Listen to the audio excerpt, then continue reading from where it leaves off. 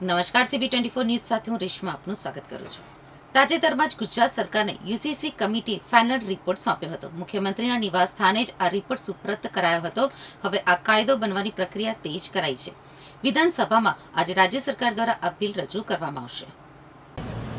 આજનો દિવસ ગુજરાતના ઇતિહાસમાં સોનેરી અક્ષરોમાં યાદ રાખવામાં આવશે।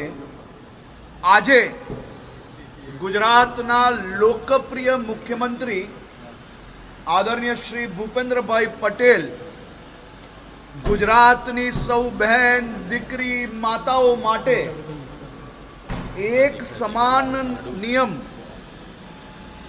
યુસીસી એ ગુજરાત વિધાનસભા ગૃહમાં મૂકવા જઈ રહ્યા છે।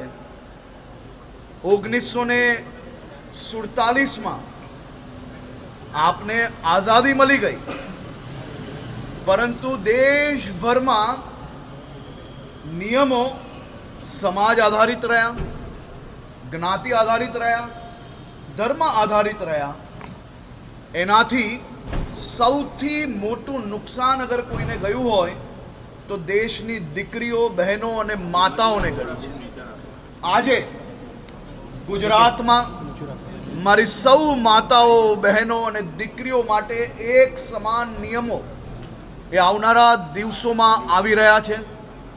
યુસીસી એ દેશના તમામ લોકો માટે એક સરખા નિયમો, લગ્ન બાબતે હોય કે પછી દીવાની બાબતે હોય, આ બધા જ વિષયોમાં એક સમાન નિયમ યુસીસીના માધ્યમથી ગુજરાતમાં લાવવામાં આવશે। આજનો દિવસ એ ઐતિહાસિક છે। મારી આ બધી માતાઓ, બહેનો અને દીકરીઓ આજના દિવસની વર્ષોથી રાહ જોઈ રહી હતી। એ દિવસ, આ ઘડી આ સૌ બહેનો માટે ખૂબ મોટું રક્ષણ પુરવાર થવાનું છે। મુખ્યમંત્રી શ્રી ભૂપેન્દ્રભાઈ પટેલને રાજ્યની સૌ દીકરીઓ, માતાઓ અને બહેનો આજે આશીર્વાદ આપી રહી છે, અભિનંદન આપી રહી છે કે યુસીસીના માધ્યમથી આવનારા દિવસોમાં બધા જ સમાજોને ઇક્વલ રાઇટ્સ, એટલે કે બધા જ સમાજની દીકરીઓને કોઈ બી પ્રકારની તરછોડાઈને એની પરિસ્થિતિ ના થાય તે માટે આ યુસીસી આજે લાવવામાં આવી રહ્યું છે।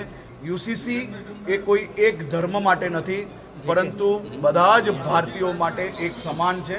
હું રાજ્યના મુખ્યમંત્રીશ્રીને, રાજ્યના સૌ નાગરિકો વતી ખૂબ ખૂબ અભિનંદન આપું છું કે આપ સાહેબે આ વિચારીને આદરણીય પ્રધાનમંત્રીશ્રીના જે વિચારો છે તેને ગુજરાતમાં, દેશમાં બીજા રાજ્ય તરીકે આપણે આજે યુસીસી લાવી રહ્યા છે।